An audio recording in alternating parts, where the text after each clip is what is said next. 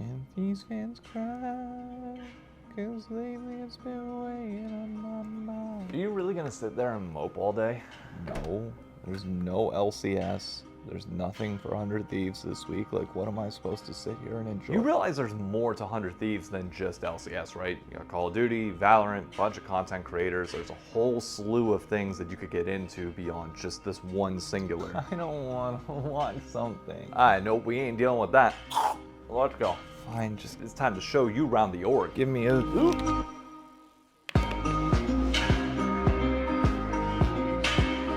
Ladies and gentlemen, welcome back to the Rendezvous, your source for everything 100 Thieves LCS, and apparently today, a little bit more than that. We've got no action, nothing really from the LCS side other than a brand new heist video, which my reaction will actually already be out by the time this is live as well. So if you haven't seen neither the original video nor my reaction to it, be sure to go check it out. It's an amazing series and one that really does connect you well with our League of Legends players, but today is not about them. Knowing that we can use next week to preview the matches, I figured today we'd take a trip around the org of 100 Thieves as a whole and check in and see where fan sentiment's at around the org, kind of talk about some things that have been on my mind, on some other people's minds, and also dive into some other esports, because this past weekend, for the first time, I watched Valorant, thanks to 100 Thieves. We played off against Leviton. At the time of recording this, at least, it's 3:19 on Monday, so I will not have seen what happens with the Sentinel series. Our entire kickoff tournament could be done already, or we could be playing again. And I must say, first time watching like a full series, trying to get invested,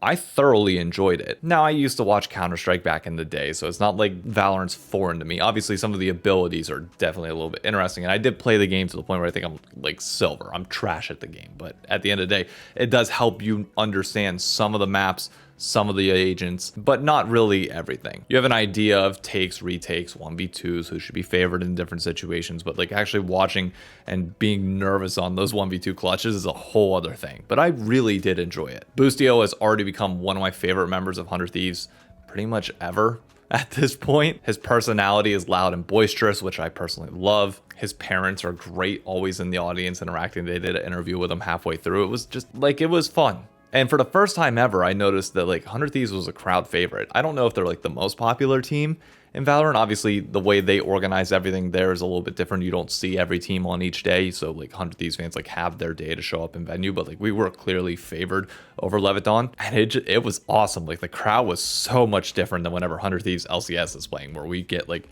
not that many cheers and like hoots and hollers outside of like the staff that I know is there. But if you haven't checked out 100 Thieves Valorant, be sure to give it a try. It's a fun watch, and you may end up liking it, even if you're not going to play the game, because by all means, I'm not playing Valorant. I've given it its fair shot.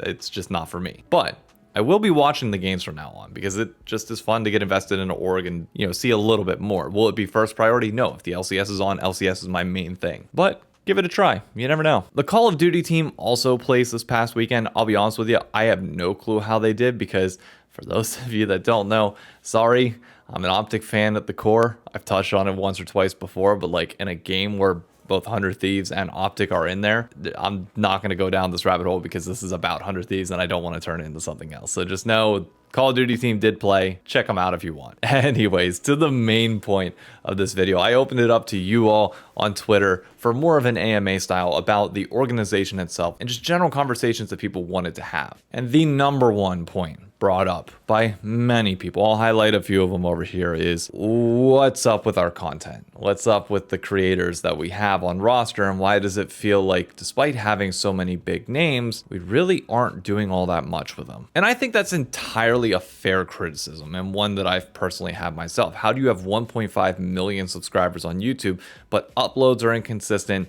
It's mostly podcast. There's really nothing kind of to the content that is like the org, as I don't know. I don't really feel like there's anything that's really like building you to be a 100 Thieves fan. Now, the individual channels like 100 Thieves Valorant and 100 Thieves League of Legends have done a good job at that. But like to be a fan of the overall brand of 100 Thieves, I can't say it ties me in fully. Rin's comment on the ownership and Courage and Valkyrie specifically, like there's no denying that they are massive creators in the space. That we do see Courage tweeting out after the LCS wins games, which is great, but like when you think of Courage, do you like as your first thought 100 Thieves? In the same way that when you hear Abai, you think Mad Lions Koi. When you hear Kometo, you think K Corp, like immediately. No, it's not the same. You do that with Nadeshot and Call of Duty, but you don't really have anybody else kind of doing that. And understandably, Nadeshot's raising a family right now. He's grinding his stream. I think the biggest problem lies in this. You have a lot of massive creators on 100 Thieves who are not there from the beginning. It's not like the Sidemen, where you have KSI and crew that all started as a group of friends. You start up this massive company now that is the Sidemen that goes on to do a bunch of other stuff, and they make sure that they dedicate specific time to be able to have content for everybody, and they have to use a card system to make sure nobody's slacking and pulling their weight, to make sure that the overall brand, in addition to their individual identities, is at that level. I don't feel like there's that buy-in, at least from the outside in, that everybody's invested in growing 100 Thieves to be this massive global powerhouse. It does feel like there's so many massive creators that scheduling just doesn't work out. Like, sure, you'll have podcasts because you can just sit down and record them, but like in terms of other content, more fun stuff, more well-planned and well-thought-out stuff, there really hasn't been much, if anything, which understandably then leaves people with the impression of, wow, do they care about this org? Obviously they do, but not to the same extent that you would argue like Garrett and everybody else cares about good in addition to their own channels, or the same way that, again, KSI and the Sidemen care about their own individual channels, but also the Sidemen channel. It's a problem though that a lot of esports has, where like people are like really hyped about joining esports orgs. I don't blame the individual creators. I think it's more on the org front of like making it clear that you need to set a culture of you bleed 100 Thieves. We do everything for the brand. You make sure it's fair so that people get their rev distribution, and make sure that like the amount of effort they're putting in, they get something back as well, other than just notoriety. But you need it to be 100 Thieves over everything. Like 100 Thieves is life, and without it, you would die. And I don't get that perception right now. I've made it very publicly clear, if I could do anything specifically to help 100 Thieves, first and foremost, you throw any video idea at me, I promise you I'd be in it and make it fun. But more importantly, like something that I feel like I can actually control would be golf, something that 100 Thieves is already pretty endemic to. You give me the time, a cameraman, and an editor to be able to do it, I promise you we could have 3 videos out a week, every single week, with a whole year-long format set up based around the PGA show, the majors. It's not that golf content needs to be reinvented. It really doesn't. You just need decent personalities and like a decent underlying concept, which is like, for our appeal, it would be the 100 Thieves PGA Pro versus the Joes, which would be like Nadeshot, John Robinson. They're not actually Joes. Like, they're phenomenal players and consistent golfers, but like it's pro versus Joe within 100 Thieves within the org. But then also you have invitationals 3 to 4 times a year, where you have kind of bigger tournaments that like you're building towards. Like, you have the 4 fun events, the knockout challenges, the 2v2s, the loops. Like, I would love to just have a consistent Sunday series on the 100 Thieves golf channel where I'm playing one-on-one against somebody else, either within the org or external, but we're always playing for a cookout tray, which was like my thing in college, that we'd always play like a 4-hole loop, and that was for our cookout tray, except we play 9 holes here for the sake of this video. And we go around and we just talk about what's up and just make it casual. And that's what makes golf fun, is just the conversations that are had on the golf course. But also, I could give lessons. Speaking of which, Nadeshot, here's a free one. Down the middle.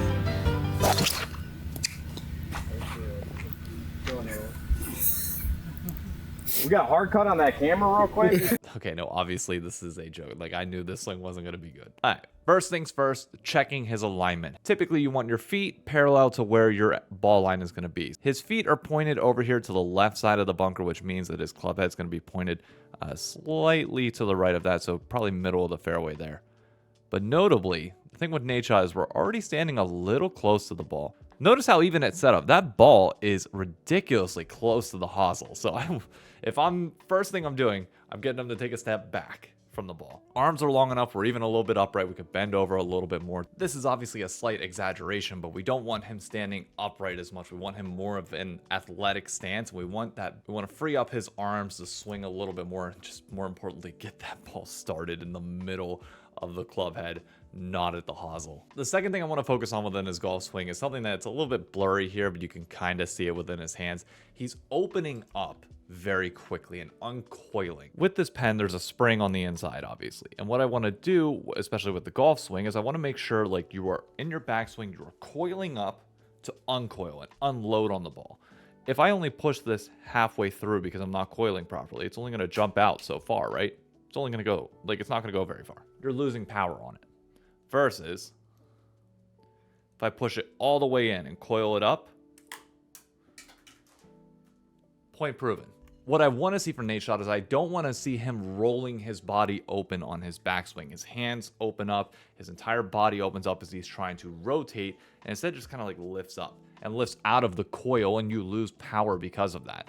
Also, it adds a lever to the golf swing. It's another thing that has to sync up in terms of timing when you get back to the golf ball, and just adds complications. So when you're on, it's going to feel like you're on, but then your off is going to be really off. So to fix that, the thing that I want to see Nadeshot work on most is just putting a club behind the shoulder and working on feeling yourself coil up. You will feel it in your left knee, in your hip, and in your ankle a little bit as you properly coil on your backswing, which then allows you to unload on the golf ball itself.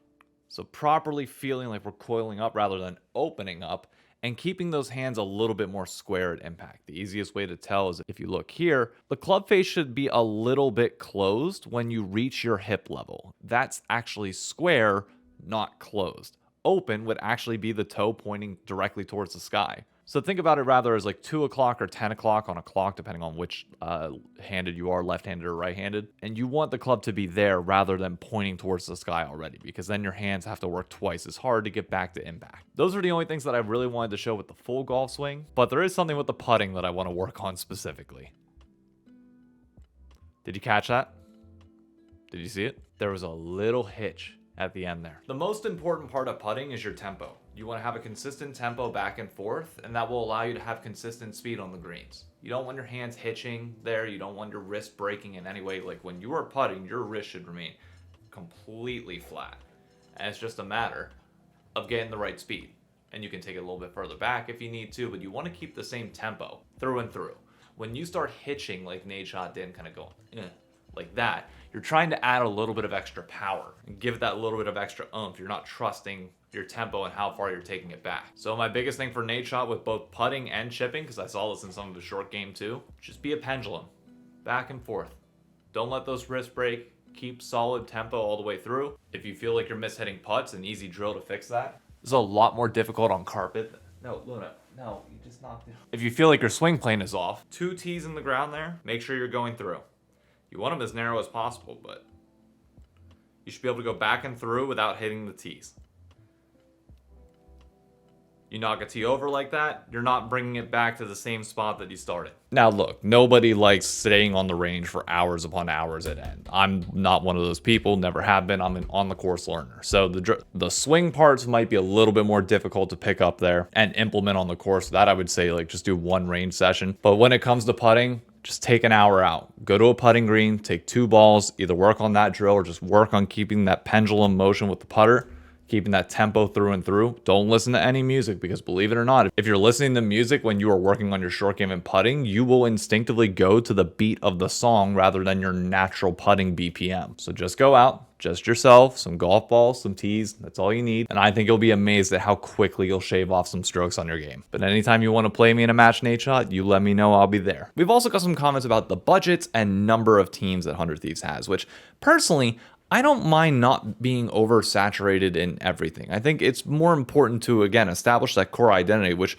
personally, I don't think we're necessarily succeeding with outside of just the individual teams. We need to build that up first before you start bringing in individuals, because you want those individuals to tie within the brand identity itself. Again, it's all about bleeding 100 Thieves, and anything beyond that potentially dilutes the brand value. So that's the last thing that we want to do. I agree with Retro that I think it's really smart how we're handling this year. And while yes, it's not working out in Call of Duty so far, as the roster is still struggling and they've already made a change, within League, there's no denying that like Jungle Juice has put together something. Now, granted, we got lucky with the rest of the LCS collapsing as well, and being the beneficiaries of Golden Guardians disappearing, picking up River, Golden Glue being within our system for years, then yeah, we're a little lucky. But that said, we're at a pretty good starting point, and it will work out long term if we can keep building. The important part with understanding when you're in a budgetary phase is that you need to do something to build out of it, whether that's increasing sponsorship revenues, diversifying your revenues elsewhere. We've already cut costs as much as we can possibly cut them, to my understanding. So now it's time to work on making money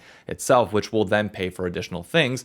As being said, I would love to get back into Academy and Amateur within League of Legends. The only reason we have Golden Glue and Sniper and players like this is because we had those systems early on. And I understand we cut it due to cost measures, but at some point you got to get that back. That is an integral part to developing a franchise, a long-term franchise for League of Legends. T1 has proven that. G2 has proven that. You need it. You can't rely on hype alone, especially whenever our salaries are already lower. Again, Sniper is eventually going to cost more than his rookie deal. And we need to be ready for that moment and ready to pay him without going under or without going back in the red. You want to stay profitable while increasing his pay. So yes, the budget moves that we're seeing right now, I agree. I think they're smart.